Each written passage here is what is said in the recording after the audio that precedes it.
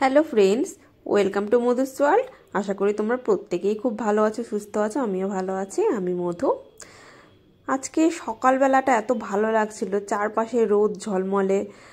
তো শীতকালে এরকম কিন্তু রোদ ঝলমলে আকাশ খুব ভালো লাগে সকালবেলা, আর সকালে রোদটা তো খুবই ভালো লাগে।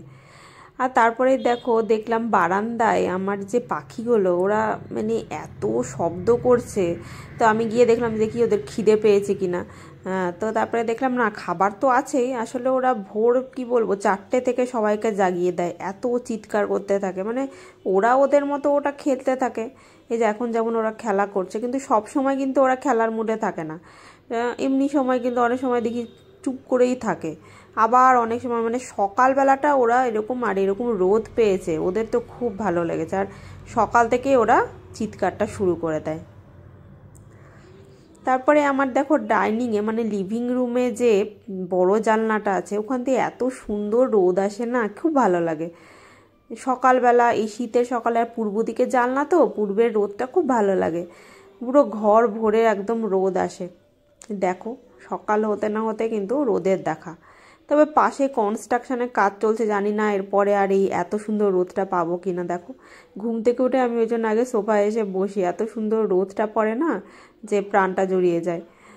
তো তারপরে আমি চলে এলাম আমার কাজে, যেরকম করি প্রত্যেক দিনকার কাজ সেগুলোই।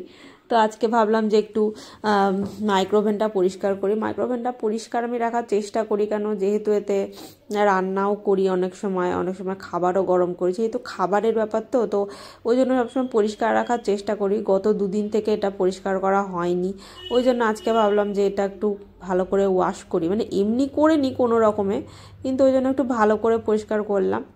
আর তারপরে এর মধ্যে একটু গরম জল করি সকালবেলা আগেই, তো ওই জন্য তার আগে ভালো করে একটু মুছে টুছে পরিষ্কার করে নিই। গরম জলটা অ্যাকচুয়ালি মার জন্য, আমার মার জন্য। মা সকালে ওষুধ খায়, তো একটু উষ্ণ গরম জলে খায়। সকালের জলটা যেমন আমরা সবাই একটু গরম খাই, উষ্ণ গরম খাই, আমি নিজেও খাই, আমার ফ্যামিলির সবাইকে কিন্তু উষ্ণ গরম জলটাই দিই। সকালের জল খাওয়ার শুরুটা যদি উষ্ণ গরম জল দিয়ে হয়, তাহলে কিন্তু শরীরের পক্ষে খুব ভালো। তারপরে আমি এই যে টলগুলো ভরে নিলাম। আর তারপরেই রান্নাঘরে যেটা আমি করি সেটাই আমি, তবে আজকে বেশি একটু মনে হচ্ছিলো যে তেল আঠা হয়ে আছে, যার জন্য আমি ভাবলাম যে একটু রান্নাঘরটাকে পরিষ্কার করি, তারপরে চা খাবো বা মেয়ের জন্য টিফিন বানাবো পরে করবো। আগে গুছিয়ে নিই, না গোছালে না সকালবেলাটা না, মানে রান্নাঘরটা যদি নোংরা থাকে ভালো লাগে না। ওই জন্য আমি আগে রান্নাঘরটাকে ভালো করে পরিষ্কার করে নিচ্ছি, যাতে এরপরে যখন রান্নাটা করবো, রান্না করতেও যেন সুবিধে হয়। আর সকালবেলাটা না মেয়ে উঠে গেলে তারপরে এতটা তাড়াহুড়ো থাকে যে তারপরে আর রান্নাঘরে কোনো কিছু করতে পারি না। তখন টিফিন বানাতে হয়, ওকে রেডি করতে হয়, অনেক কাজ থাকে। তারপরে তো আমার মাকে পুরোটাই করতে হয়। ওই জন্য আমি ও ওঠার আগেই, মানে রায়া ওঠার আগেই আমি সমস্তটা করে নেওয়ার চেষ্টা করি। মানে যেগুলো আমার সকালবেলার গোছানোর কাজ, পরিষ্কারের কাজ, সেগুলো আমি কিন্তু সকালবেলাতেই ও ওঠার আগে করে নিই। তো তারপরে আর ও চলে গেলে আমি তখন তাড়াহুড়ো করে জিমে চলে যাই, মানে আমার আর সময় হয় না এই কাজগুলো করার। ওই জন্য এই কাজগুলো আমি ঘুম থেকে উঠে আগে করে নিই। এই যে মার সাথে, যেমন মা কিন্তু চেয়ারে বসে আছে, মার সাথে গল্পই করছি সকালবেলা, তাই করি, মার সাথে গল্প করতে করতে কিন্তু মা চাও খায়, আর তারপরে আমি এই কাজগুলো ফটাফট করে নিই। সকালবেলা কিচেনের কাজটা মনে হয় সব মেয়েদেরই থাকে, এবং ঘুম থেকে উঠেই আমরা আগে প্রথমেই কিন্তু রান্নাঘরেই যাই, কেন আমাদের এটা ডিউটি থাকে যে রান্নাঘরটাকে গোছানো, পরিষ্কার করা, তারপরে রান্নার কাজ করা। তো এটা আমরা মনে হয় সব মেয়েরাই করে থাকি। আর তারপরে আমি কিন্তু ডাইনিং টেবিলটা পরিষ্কার করার জন্য চলে এসেছি, কেন যেহেতু এটা খাবার জায়গা।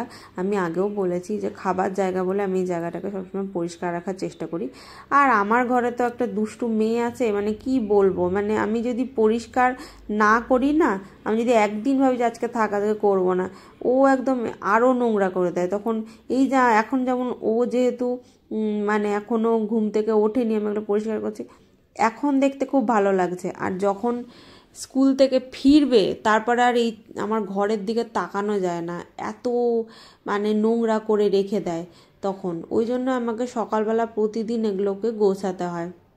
আর বাড়িতে বাচ্চা থাকলে তো একটু দুষ্টুমি করবে, এটা তো একদম ঠিক কথা, কিন্তু মাঝে মাঝে না ইচ্ছে করে না, মনে হয় কি মানে কোনো কাজ যদি আমি মনে হয় আজকে করবো না, ভালো লাগছে না, হবে না, আমাকে ওটা করতেই হবে। আর যদি ভাবি যে করবো না, করি না, তখন দেখি ওই কাজটা ওইভাবেই পড়ে আছে, মানে আমি ছাড়া আর কেউ করার নেই। যেহেতু আমার মা অসুস্থ, মেয়ে ছোট, হাজব্যান্ড থাকে না, এই সব কারণের জন্য না সবটা কিন্তু আমার উপর এসে পড়ে।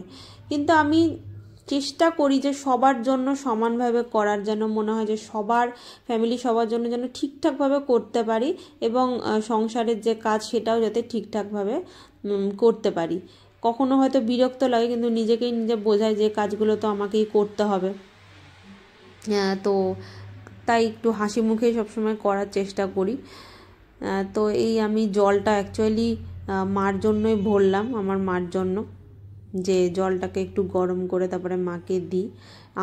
আমিও সকালবেলা 1 গ্লাস গরম জলে লেবু মধুর জল খাই, যেটা বা চিয়া সিডস খাই, সেটা আমার খাওয়া হয়ে গেছে। তো যাই হোক, এরপরেই দেখো না, আজকে রায়া খুব খুশি। কেন? রায়া যাবে মালদায় ও দিন দাদাইয়ের বাড়িতে। তো ওই জন্য রায়া প্রচণ্ড খুশি। সকালবেলা ও আর্লি মর্নিংয়েই কিন্তু ঘুম থেকে উঠে গেছে। তো তারপরে ওকে আমাকে বলছে যে আজকে কি স্কুল আছে, এইসব জিজ্ঞেস করছে। আমি বললাম না, আজকে তো স্কুল নেই, আর থাকলেও হয়তো যেতে চাইতো না, যেহেতু অনেক দিন বাদে দাদাই দিনের বাড়ি যাবে। তো খুব খুশি, মানে আমরা মনে হয় লাস্ট গিয়েছি এপ্রিলে, তারপরে আর যাওয়া হয়নি। তো যাই হোক, আজকে তো আমাদের এই ব্যাগ গোছানো, মানে প্যাকিং করা, এইসব নিয়ে ব্যস্ত থাকবো সারাদিন, হয়তো আর মানে ভালো করে কথা হবে না। ওই জন্য মেয়ের সাথে না ভালো করে কথাটা বলে নিচ্ছি, যে আমি বলছি সারাদিন আর হয়তো তোকে আমি টাইম দিতে পারবো না, কেন আমার ব্যাগ গোছাতেই আমার কিন্তু সবটা টাইম চলে যাবে। তো যাই হোক, তো আমি কিন্তু আজকের ভিডিওটা এখানেই শেষ করছি। তোমাদের সাথে দেখা হবে পরের কোনো ভ্লগে। ততক্ষণ কিন্তু তোমরা অবশ্যই ভালো থাকবে, সুস্থ থাকবে, আর কিন্তু টেক কেয়ার করবে নিজেকে, আর খাওয়া দাওয়াগুলো কিন্তু সবাই কিন্তু অবশ্যই ঠিকঠাক করে করো, আর ডায়েটটা মেনটেন করো, তাহলে কিন্তু তোমরা নিজের ফলটা বুঝতে পারবে।